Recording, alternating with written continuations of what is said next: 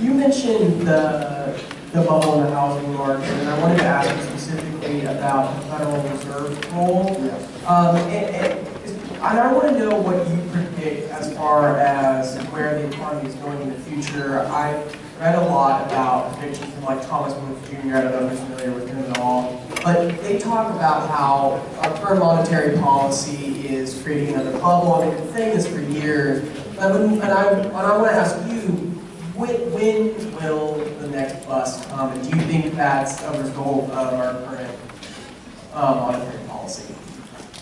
Well, I don't really know, and I also think nobody else knows either, exactly when the next troubles will start.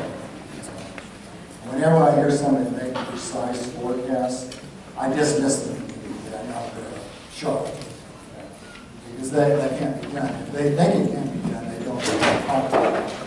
So I don't know exactly when, but I think there are good reasons to believe a day will come when we have a problem similar to the one that manifested itself in 2007-8.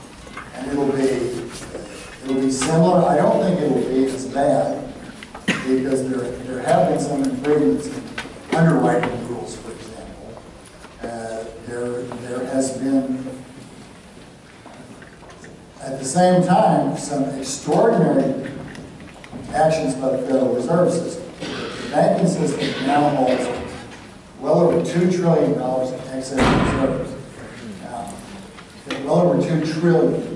Prior to 2006, they never held more than $2 billion. Okay? So the amount of excess reserves in the banking system is now approximately 1,000 times greater than it was before they crashed in 2008. Well, think about that, 1,000-fold run up in excess reserves. It used to be that banks didn't want to hold excess reserves because they didn't earn anything on them. And why hold lendable funds when you could lend them and earn something? Well, there are a number of reasons why they're holding them. One is that many of these big banks, particularly larger banks, that got into a lot of trouble in 2008, never really got out of trouble. They survived with infusions of assistance from the Treasury and the Fed, but they were actually broke.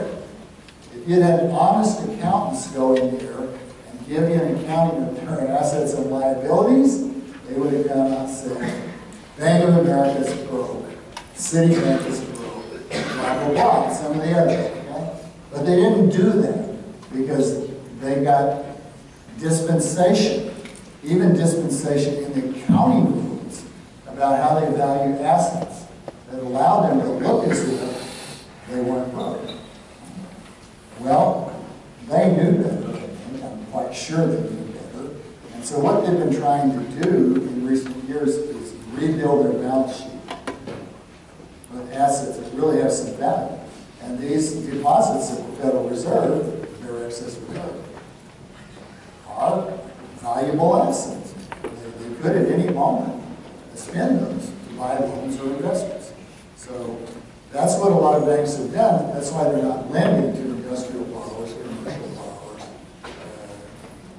They're repairing badly damaged balance sheets. At the same time, there aren't a whole lot of well-qualified people clamoring to borrow. And the reason for that is, in part, that the government's actions and the Fed's actions in the last 6 years have created so much uncertainty about the status of what the government's going to do next and the status of people's private property rights that they're just afraid. Who wants to make a long-term investment today? That's a terribly risky thing to do right now. Even if you look at one of the big items, the Affordable Care Act, this new 2,000-page statute that nobody knew what was in it. People knew this provision and that provision because they put it in there, but they didn't know what the whole thing added up to. And it's taken years for people to try to figure out what the ACA really means and what people have to do as a result of it. And while they've been trying to figure out what it means, the administration has continually reinterpreted what it means or just overridden the law. The law says you have to do such and such by a certain date. President Obama steps up to the mic and says, I will give you another 3 years. Well, it's not with the sweep of his hand. He just sweeps away enacted legislation.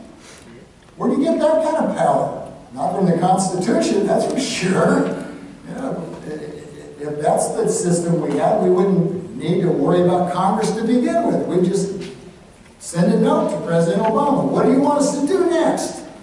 Because that's what it's boiling down to. And recently he's made this announcement that since he can't get what he wants through Congress, he's just going to do it by executive orders.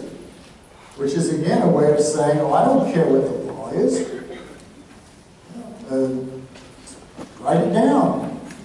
Done deal. You do it or you go to prison. This is the kind of stuff that happens in despotisms and tyrannies. This is not the kind of stuff that any free system does. So you're a businessman. You think this is the kind of system in which you can count on? But your rights will be down the road? I don't think so. I know if I had a bunch of money to invest, I would just sit on it right now or invest it abroad somewhere. I can predict what's going to happen. So that's part of the problem too. A lot of people don't want to borrow. A lot of big corporations actually have lots of cash. They're sitting on mountains of cash, but they're not investing it. They're just holding cash. Normally that would be stupid. You know, why hold something that doesn't have a yield? In fact, it has a negative yield because of the inflation going on. The purchasing power of that money falls all the time. And yet they hold it. They hold an asset with a negative yield rather than make normal loans. That should speak volumes to anybody about the state of confidence in the system. There's very little confidence out there right now. And that's why people are acting in this way. Somebody had a mic. There's a hand up back there. Dr. Higgs, what do you think are the consequences for students here who are 19, 20, 21, 22? What are the consequences for them in the next 10 years? Well, I think they're going to live in a very uncertain time. Most of all, I don't know what's going to happen down the road, how serious it's going to be when the excrement's going to hit the fan the next time. But I think certainly in the next 10 years there are going to be some big troubles. If I were a young person today in college, one of the things I would do would be try to equip myself with the kind of skills that would make me mobile internationally. It won't hurt you. If everything's hunky-dory, you might still find yourself benefiting greatly from those skills. Don't specialize in something that will only pay you here in this country. Because it may turn out that this country is not a good bet for you. And if you have to leave and go somewhere else, you don't want to go there as a beggar. Go there as a person who has some skills that have value in the market somewhere else. And go there knowing how to speak languages. Learn some transportable skills. That would be one general piece of advice I would give anyone today. Don't put all your eggs down in this country's basket. It may be fine. I may be fully cracked about the future. Okay? It may be that the United States just recovers and all is peaches and roses. You'll still be okay if you have some skills and some languages. You may still use those to good effect. But it's a kind of insurance. It's the kind of insurance that, say, the Jewish people used for centuries to help them survive persecution in the world. When they got run out of some place, they could move and still have skills.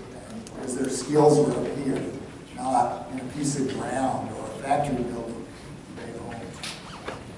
All right, question, Doctor?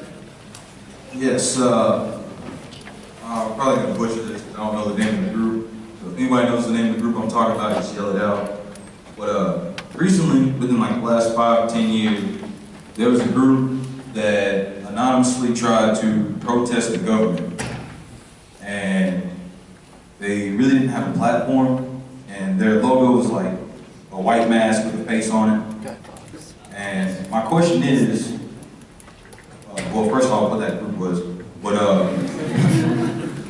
what could we, the people, do to be effective in protesting the government and causing change? Well, the protest itself is fairly easy, but also not very effective. In order for protest alone to be effective, you have to have an enormous number of people join the game. We've always got some kind of protest going on in this country about all sorts of things. But we haven't had, since the war in Vietnam, really mass protests. And in those days, we had tens of millions of people at any given time involved in mass protests against the war and also involved in civil rights protests. And they were overlapping there. So those protests had effects politically because politicians couldn't just ignore them. So many people were involved in it. But since that time, we've never had anything that is of that scale. So never any protests that had that same effect on political action. So, I won't say don't protest. It's fine to protest, and there's a lot of outlets for that. But I don't think that will feed the baby, is what I'm saying. So is there anything you think could be effective in causing change in the government? Yeah, I think ultimately the thing that will be effective is to break down the current system. I don't think politicians we have now, as I said before, we've got a 500-ton boulder. They're debating whether to chip off 3 ounces or 4 ounces. We know they're not serious, okay? And they're not going to be serious until the system starts to collapse. When that happens, yeah, they will make changes. It will be in their interest to make quick changes. At that point, they'll be trying to save their skins and their positions in the state. But short of that, I don't myself know of any way that I believe would be effective at changing the trajectory our country is on right now. I wish I did. I'd tell everybody who listens to me what it is, but I don't have an answer. I think the system has built into it the seeds of its own destruction. And it's just going to go there until it can't go any farther and it collapses. Next question back here. Yes. Is there a foreseeable limit to the power increase, or do you see it going up like a Orwell 1984? Repeat that, please. Like you said, the government is going to keep getting stronger and stronger. Do you see it like a foreseeable limit, or do you think it's just going to increase like a 1984? I think the police state will become much more dangerous than it is now. It's growing relentlessly at the moment. I think it'll continue to grow for some time. As I say, it won't grow forever.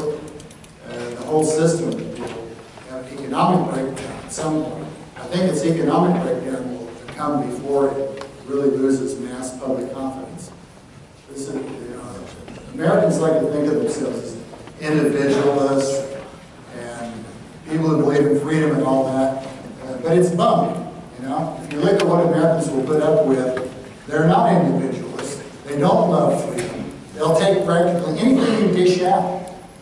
The damn Ukrainians, who've been smashed by communism for most of the century, they've got more pelotas than the Americans do, They're out there in the street getting shot down. And maybe not even for a good cause. I don't understand everything that's going on in Ukraine. But in Venezuela, those people have been under a semi-dictator now for a long time. He's dead. His successor is trying to do the same kinds of things that he did. But look, hundreds of thousands of people are in the street. I mean, the press doesn't report how many are there. They say, 20,000 people. You look at the damn photo. If that's 20,000, I'm the Duke of Burgundy. That's hundreds of thousands of people just in the streets in Caracas. Not to speak of all the other places where people are massively protesting in Venezuela. Well, Americans don't do that. We don't do that. We don't have what it takes. Maybe our ancestors way back sometime had what it takes, but we don't. This country's been broken, smashed. It's all talk and no walk. And I'm sorry that it's come to that. I don't like that history. I was born in this country. I'd like to be proud of it. But I'm not. I'm not, because of what it takes from the state. It takes abuse. It takes injustice.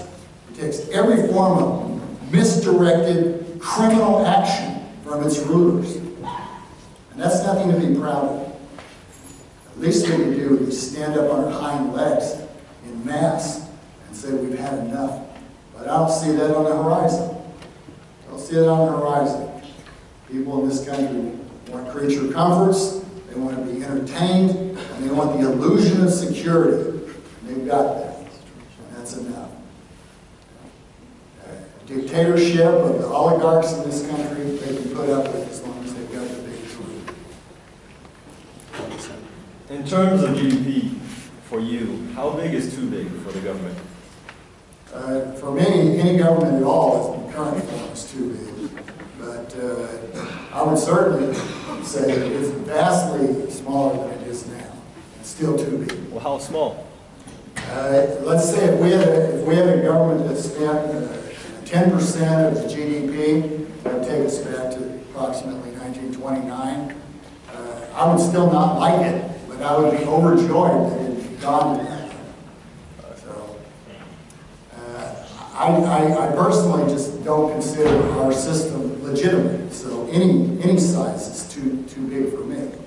But that's really bringing in a separate question from the way most people think about what's too big and what's just big enough. All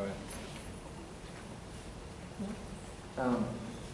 Do you feel, as far as for the housing crisis with the bubble in 2008, do you feel that the financial crisis would have been averted if the subprime mortgage market had not been even in existence?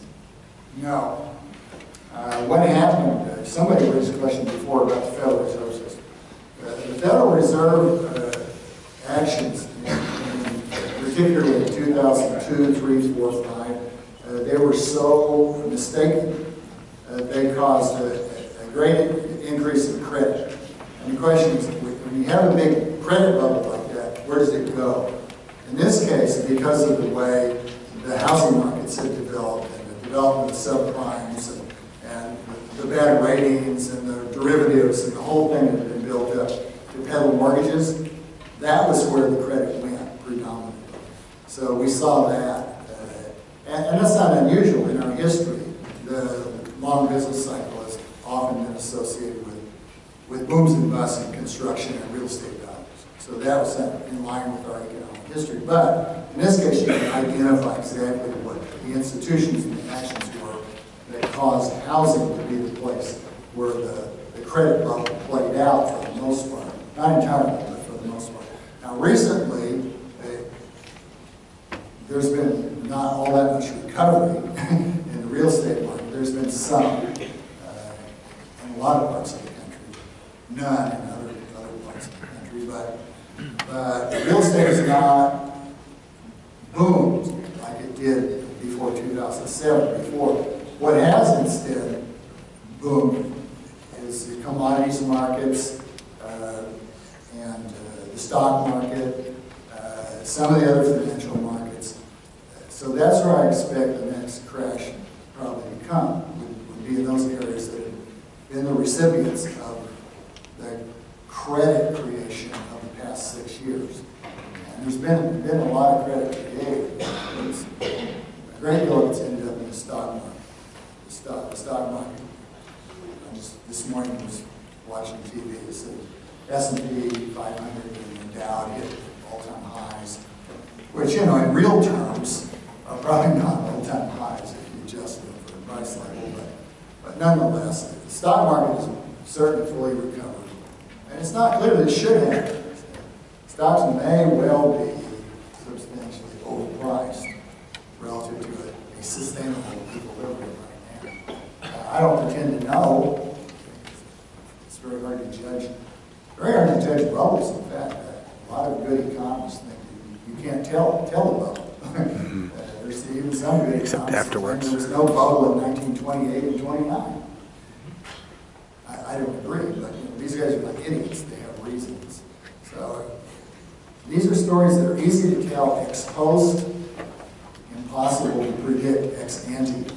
So I don't purport to be a prophet myself. I just kind of see the direction in which things are moving and try to assess what consequences those movements have if they continue. And that you can do with elementary economic logic. You don't have to be a prophet. Here's our last question. Yes, sir.